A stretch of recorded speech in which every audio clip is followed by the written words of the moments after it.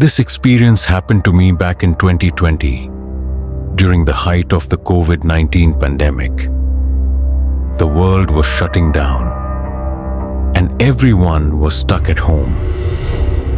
As someone who loves backpacking and camping, I saw the lockdown as an opportunity to travel to different national parks and camp in various locations. One of those places was a creek in Rocky Mountain National Park, Colorado. Without revealing too much personal information, let's just say that in 2019, something happened at my job that damaged my reputation. A lot of people were upset with me, and some even despised me. I had to move apartments, change my phone number, and eventually quit my job. The mistake I made caused a lot of people to lose money, so the backlash was expected. I just didn't realize how extreme it would get. For a while, I was being harassed by random numbers. Some of the texts were even threatening. I didn't know if it was one person using multiple numbers or different people contacting Massey. Eventually, the messages stopped, and I was relieved that people seemed to have moved on. During this time, I wasn't working. I was taking a break, which is another reason. I was traveling to different national parks. I drove 3 hours to Rocky Mountain National Park, parked my truck, and started hiking up the trail to the creek. There was no one else around, likely because it was early in the lockdown and people were staying home. It was also still winter, and a thin layer of snow covered the ground, crunching loudly with every step I took. When I reached the creek, it wasn't frozen. It was still flowing. The peaceful atmosphere was exactly what I needed to escape the stress of my life. I found a spot a little off the trail to set up camp. After pitching the tent, I chopped some wood, started a fire, and cooked sausages on my camping stove. I spent the evening reading by the fire. As it got dark, I lit up a joint and started smoking. After a few hits, my phone started buzzing.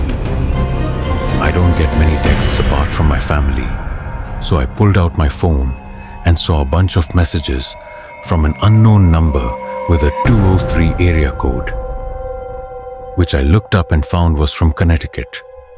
The first text said, "How's your camping going, buddy?" The second read, "It's beautiful out here." The third said, "I see why you came up here." My initial reaction was to reply,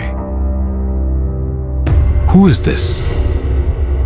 If they had just asked how the camping was going, I might have thought it was a family member. But the messages made it seem like they were there with me. The weed had already kicked in, and my anxiety was through the roof. I felt extremely paranoid and started looking around, scanning the darkening woods. I grabbed my P365 handgun from my bag to feel safer. Normally, I'd put out the fire before going to sleep, but the thought of being in total darkness freaked me out. I crawled into the tent and onto my sleeping bag, staring at my phone, waiting for a response. None came. Minutes dragged on, and I just wanted the high to wear off.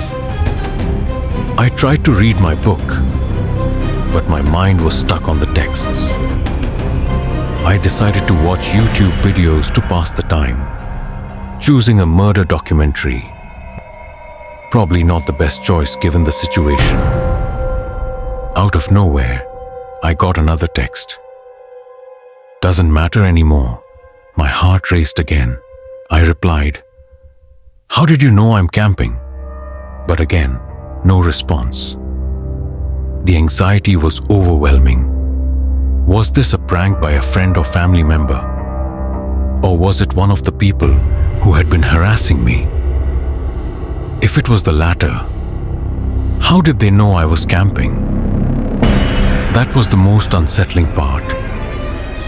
I spent an hour watching videos, and the glow from the fire outside grew dimmer as it died down. In the winter, the woods are eerily silent, except for the wind. The second the video stopped, the silence was deafening. Usually, I'd embrace the peace, but my mind was too disturbed by the texts. Then, I heard something. The unmistakable sound of footsteps in the snow. They approached my tent, stopping about 6 feet away. Suddenly, there was a flash, like someone had shined a flashlight or taken a photo. I heard the person walk away, their footsteps fading into silence. Moments later, my phone dinged.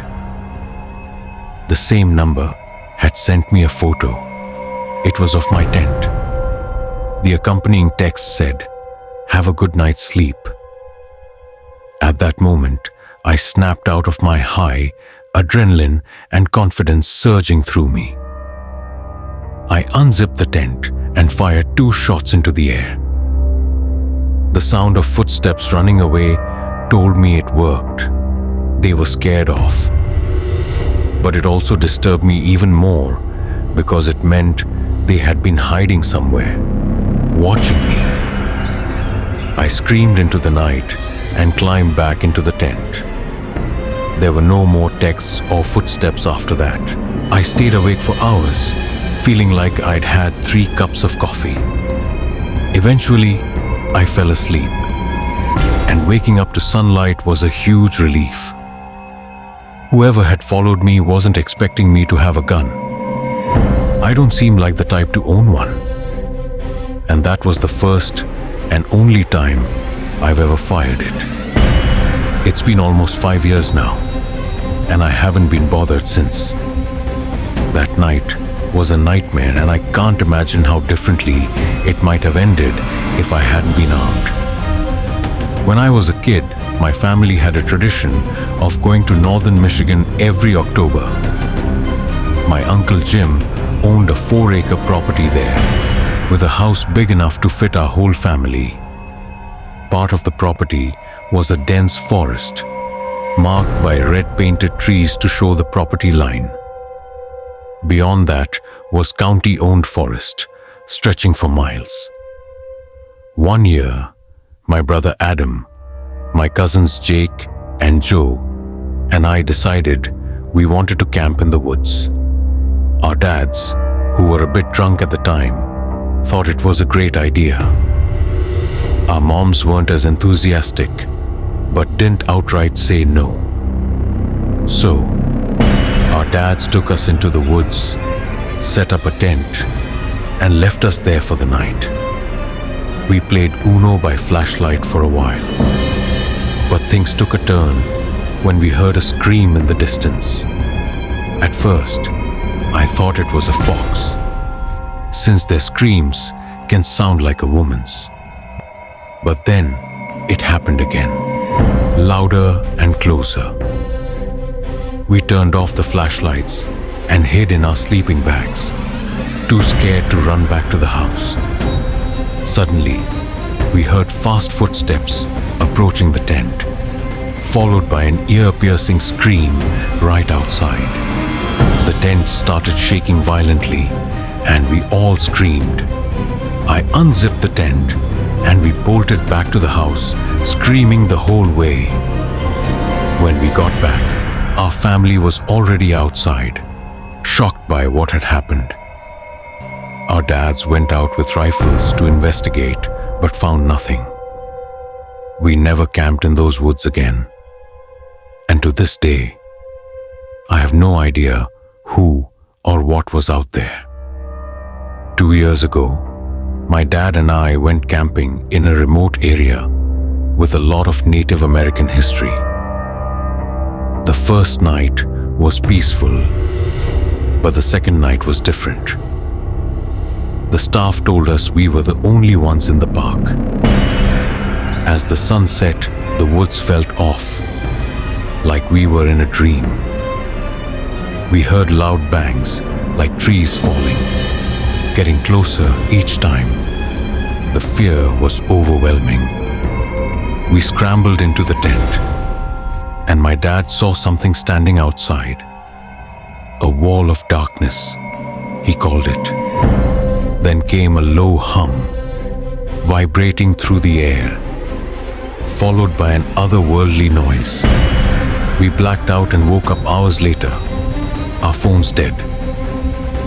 The whole experience felt surreal, like we were being hunted. We haven't gone camping since.